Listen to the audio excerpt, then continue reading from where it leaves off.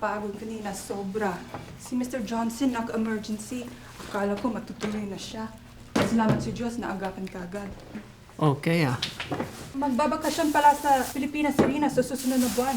Gusto ko padalahan si Boy ng sapatos. Sige, padalan mo. Kamusta nga araw mo, honey? Yun pa rin, walang pinabago. Han, may problema ba?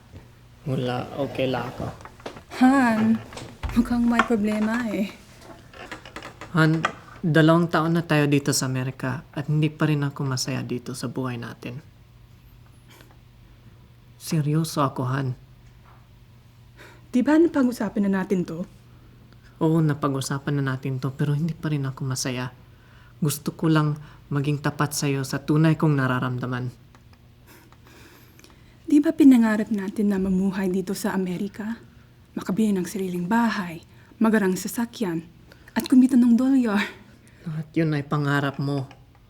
Pumayag lang ako dahil mahal kita.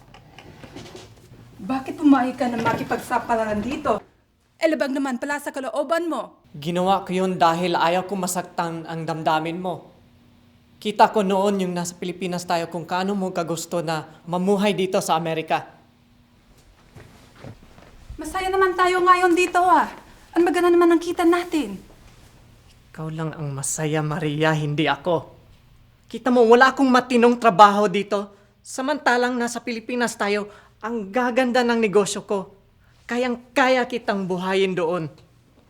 Pero pinilit mo akong lumipat dito para lang pangarap mo maging American citizen. Kaya ayaw kong maging citizen. Dahil hindi ako masaya dito. At isa pa, kaya hindi tayo makaanak, palagi kang stress sa trabaho mo. Sigurado kung nasa Pilipinas tayo, hindi ka magpaka-stress para lang bayaran itong bahay at mga kotse. Mahal na mahal kita. Pinangarap ko ito para sa pamilya natin. Kita mo nga hanggang ngayon, hindi tayo makaanak. Kaya uuwi na lang tayo sa Pilipinas. Sige, umuwi ka! Pagod na rin ako sa paulit-ulit mapagtaltalong natin. Sige, alis ako. Saan ka papunta? Papalamig ako sa labas.